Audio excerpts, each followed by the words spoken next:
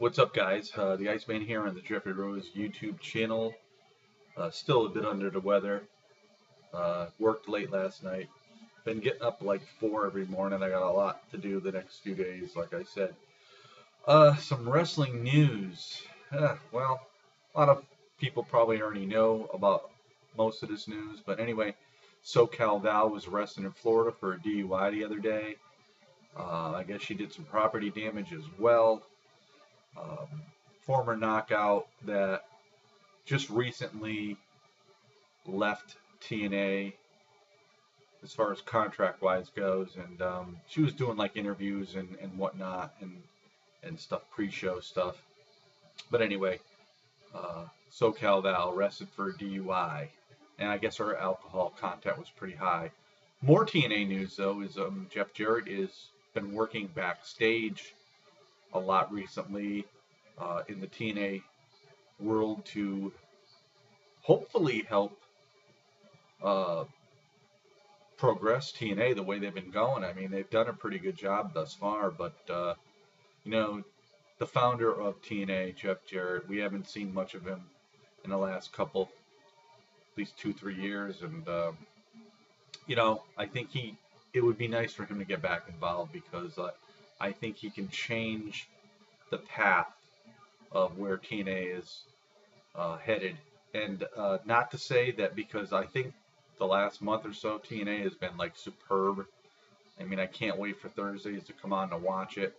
Unfortunately, when the spoilers come out, there are some wrestling sites that can't wait to put them up, and of course everybody wants to be the first one to do it. And people got to understand that's what hurts the ratings for TNA because they're not live.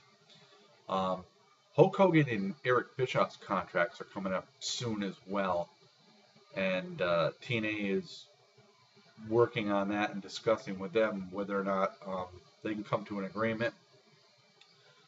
I honestly think for TNA to move on, I mean, if you want to save some money, cut some losses. I mean, let Hogan go. I'm really not so sure about Bischoff. I just think Bischoff is still living in the WCW world, and you can't bring back the past. Not like that, anyway. So it might be a good idea to let him go, too, and let Jeff Jarrett take over in the creative department. I think it would be new, fresh ideas, and I think it might be good for TNA. I like to see the six-sided ring come back. I mean, that was an original concept by TNA, which Hulk Hogan took away once he came in 2010. They have pretty much, admitted that the Monday Night Wars wasn't going to work, and I totally agree because a smaller company is not going to compete with a huge corporation like the WWE. Going on the road hasn't worked out as well for them either. Unfortunately, I thought maybe it would because you do have to spend money to make money, but that's not working out. And then they're talking about going back to doing Impact Wrestling at one destination, like they did in the past at the Impact Zone in Orlando, Florida. So, yeah, a lot of variables are involved in this. So, Dixie needs to think long and hard and really not listen to bad advice from the people that are basically involved with that situation. So, we'll have to wait and see what develops there. But all in all, lately, Impact's ratings went up slightly for last week, and as well they should because they have put on a pretty darn good show.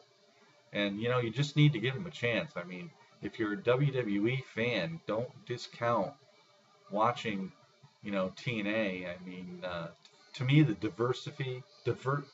diversification as far as watching professional wrestling needs to be there. I think it's healthy for the business.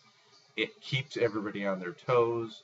I think monopolizing wrestling like the WWE has ever since they took away WCW, ECW, and then the demise of WCCW, buying out AWA, and and whatnot. I mean, to be the one sole promotion in wrestling is really not all that healthy because you get lackadaisical. You figure, well, we're the only one they got to watch, so they're gonna watch us.